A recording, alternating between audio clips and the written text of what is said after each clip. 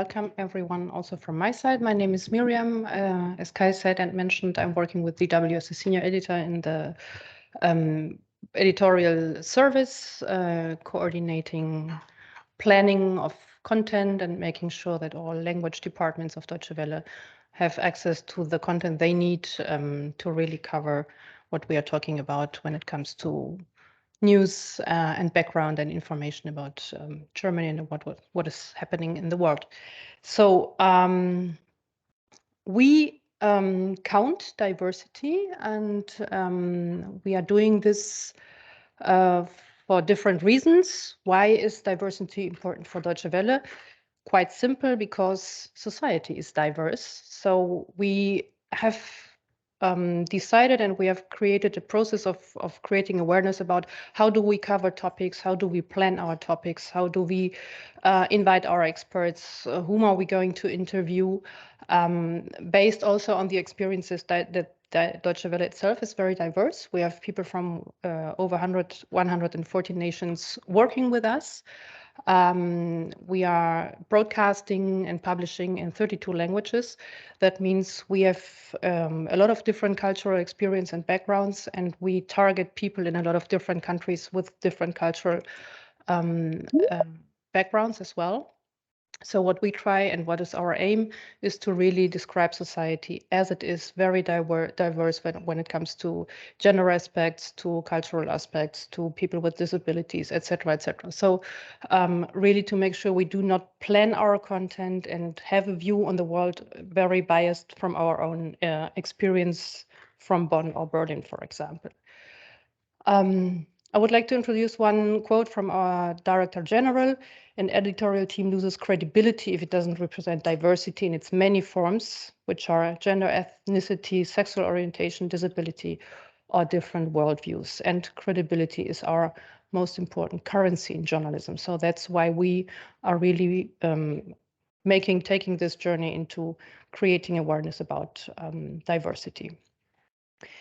DW joined the 50/50, the Equality Project by BBC last year in February. That's a network of different media houses and also other public institutions. And the BBC developed a concept and a project of counting and monitoring, self-monitoring content these media outlets are producing. It's important to stress that this is a voluntary project, so we are not going to impose anything on any department within Deutsche Welle and saying you guys must now count if you're achieving a ratio of 50/50 between men and women in your project and in your program. We want to make it as simple and as flexible as possible. I'm going to explain a little bit about the details. And this project, launched by the BBC, is founded on 3 core principles. One is collect data to drive change. We cannot drive change and make clear where we want to go if we do not have reliable data that shows us which is our starting point and where do we want to go.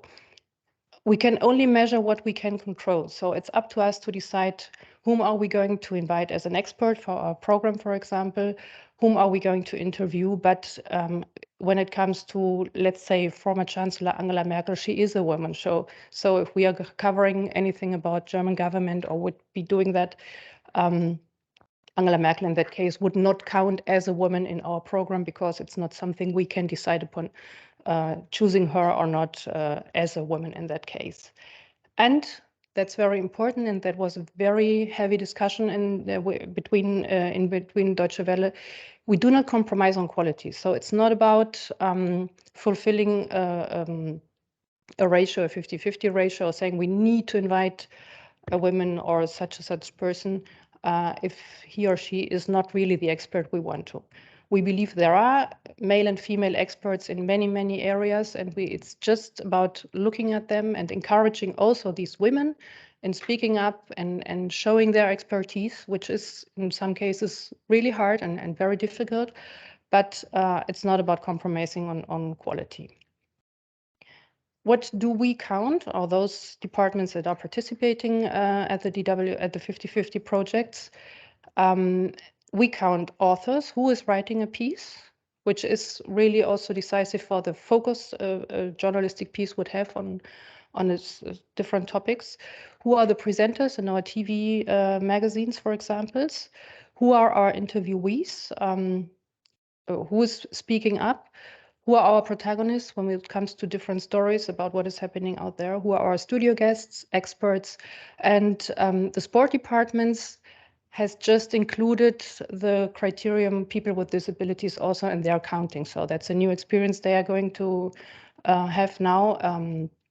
They've started very recently and in just one sports format, so where they are very close to their protagonists and really know about their conditions. These data are included in are collected and then through a certain for now in Excel, which really at the end of the month gives us the ratio in percents, how many women and how many men were present in our programs. And this is what we then share with BBC, and they collect the data from all the partners worldwide. Now this is not working. Oh, aha. The project 50/50 has already have impact on the different departments who are participating. The arts department, for example, they say this counting makes things very clear. So now we have the data, we have the numbers, and we can't ignore them. There might be a feeling that, oh, we are doing quite well and quite right with in gender ratio, women and men. But once you have the data, you can really start thinking about what needs to be changed or what you can change. Next slide, please. Sports on demand. They say we're now planning differently. We can produce our stories differently once we create this awareness about the numbers, and that opens up new perspectives. And also, next slide, please. Very interesting also the experience from the Asia department, who said, thank you, they have had the experience that their correspondents in the region normally rely more and automatically on male interviewees, experts, etc. And now they've really started this discussion process. Thank you. Dankeschön. Okay. Done. Oops. So things have changed and numbers show that. And as Debarati Guha, Director of Programs for Asia, says, their hope is to really one day truly represent the world in all the variety we are living in. What comes next? We, of course, aim at including many more departments within the DW. We want to add new criteria. We're going to start with this with ethnicity, for example. We have also included in this 50/50 monitoring our opinion pieces. And we're going to start with this new dimension of ethnicity. We are working on different ideas of data visualization because I think it makes it much more attractive for people who are participating in this project to really see their data visualized in an attractive way. And then we have tried out different AI processes and projects. We have not come to a final decision which one and in which way to include it in this project, but we are on that way, and that is where Kay now comes in again and can explain more details about that. But for now, if you have any more questions about the 50/50 project Deutsche Welle is taking part in, feel free to ask, and I'll try to answer all your questions. Thank you. You? Thank you. Can you bring me the microphone? I forgot that.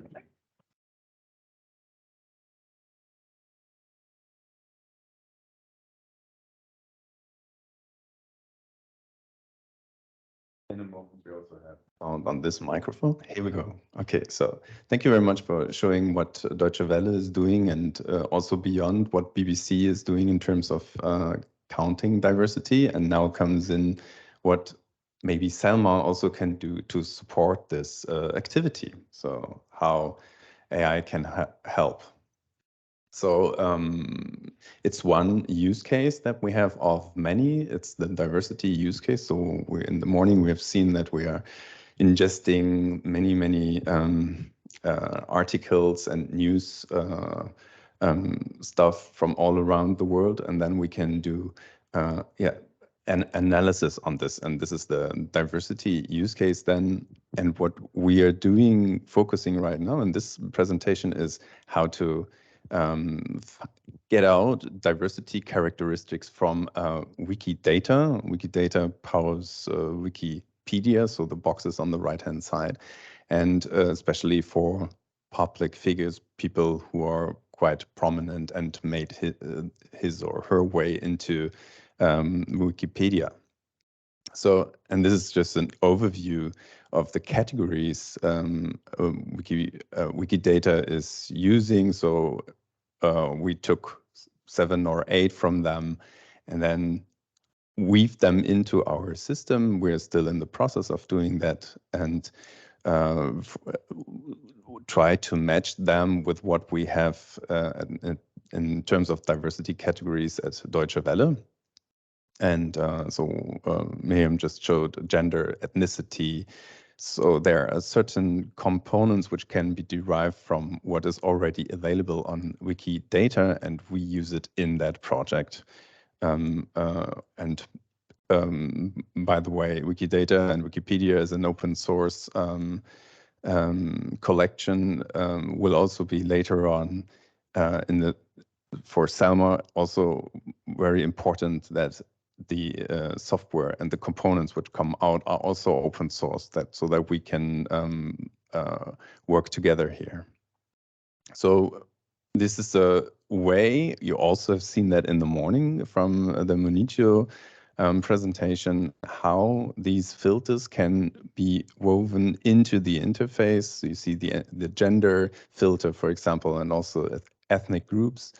This is now a time where we still have to do work and to see whether all the attributes make sense or whether we would cluster them. So that's also for you here in the room and also for the ones in the stream to feed back how this can be done in a way which is then usable. So there are a lot of challenges which are at the time being unsolved. These are the subset of categories, how we find out what kind of sets make sense and which really help us further. So the gender and the binary gender, male, female is one, but this can be go into more details, and especially, for example, with the disability in Wikidata is called medical conditions, and then you have a long list of attributes, how that fits into. This is still some translation work which is going to be done. Yeah, and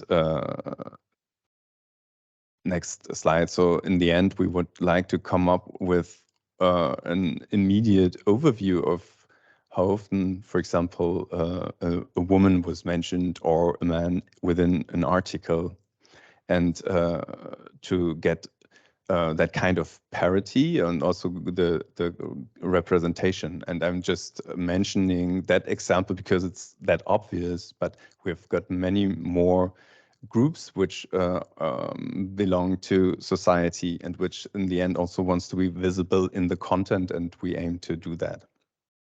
I've got 4 more examples. For example, how often were people mentioned from Global South versus Global North in our coverage, especially for Deutsche Welle. Our target group doesn't sit in Europe, although we're a European media house. So our target group sits in Africa or Asia and South America primarily. And so especially, finding these numbers, finding also these representations can be done with what we do within SELMA, within automatic detections and entity detections. Yeah, so this just give you an idea of what we can do with in combination with Wikidata characteristics, which we then translate into SELMA. But there are also many more language processing tools, speaker recognition, for example, which we also can use to help with counting. Yeah, so thank you very much for listening. If you have any questions, please go ahead. Maybe also from the audience abroad. We had the BBC with a question a moment ago, so you don't need to use the chat, but you can also raise your hand and then we'll pick you up. Yeah.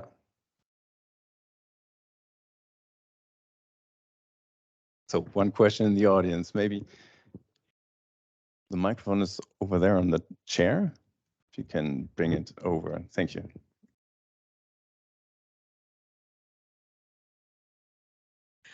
What do you envisage doing with the numbers you would get?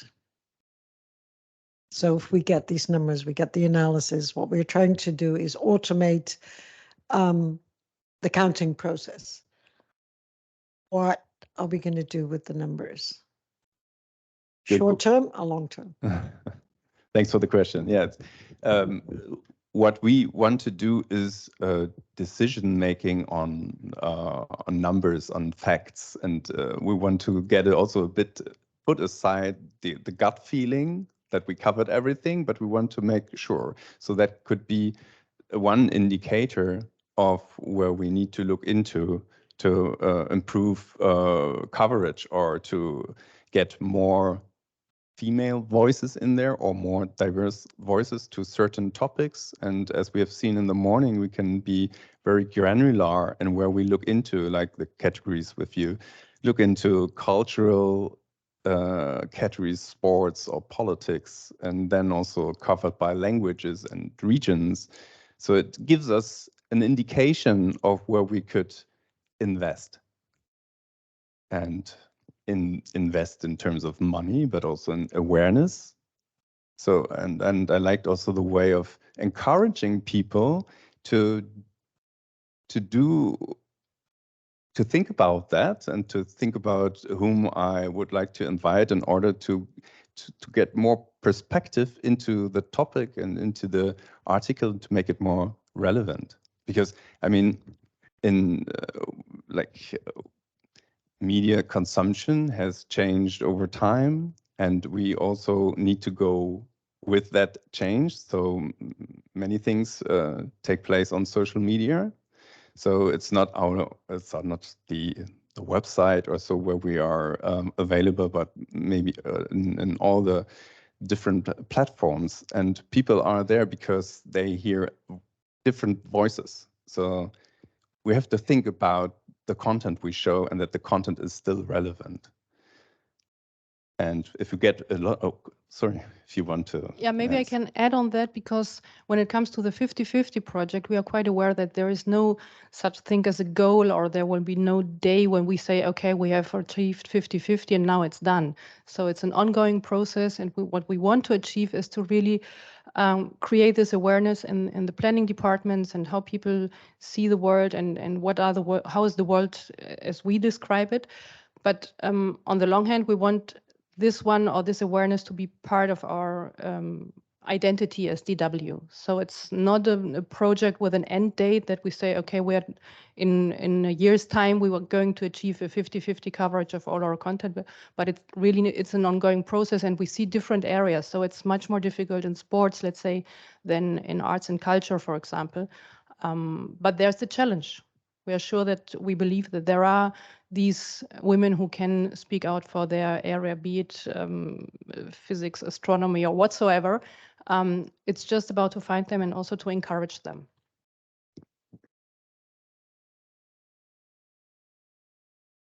There's one more question.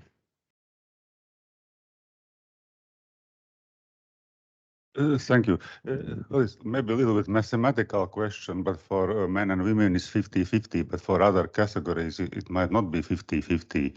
So how do you intend to scan the world? What is the right proportion for other categories? You want to go? Well, of course, even for gender, the real ratio is not 50-50, because also the gender aspect is much more diverse. It's not only men and women out there in the world. 50-50 was the first idea and concept to make it simple. As I said in the beginning, we want to really start from a very simple basis. And then, but we do not want to simplify the world. We know the world is very complex and very diverse. It's just the first approach. And then we are going to start to look much more detailed into diversity. And of course, we do not formulate a certain percentage we want to achieve, let's say X% of people of color or X% of people with disabilities. But it's about to, what I said, again, create awareness and make our program much more diverse. And I think it's not about really only statistics and say X% of this group, but really to include everyone, and 50-50 is just a starting point. Maybe I would relate to BBC, back to BBC. So they said 50-50, but then they also come up with 50-20-12. So we're back to numbers. So the 20 stands then for ethnic groups, which should be represented in their news coverage before the camera and behind the camera. And the 12 stands for people with disabilities. And in for example, in Germany, we also have roughly 10% of the population with a disability, and we're around about 80 million. So if we run the calculation here, it's 10 million people with a disability. Some are visual or visible, others are not. And they are not really visible on TV or also not in the news covers. And that's what we would like to make more visible with these numbers. And here we're just talking about like Europe and Germany, but when we as Deutsche Welle look into other markets like in Africa and Asia, then the numbers, they double. That's what the United Nations and the World Organization says. It's up to 20% of people with disabilities in other countries. So it depends on the markets. And that's also why we need that kind of analysis to do good decisions. And it's all about supporting decision making. That's the idea behind that.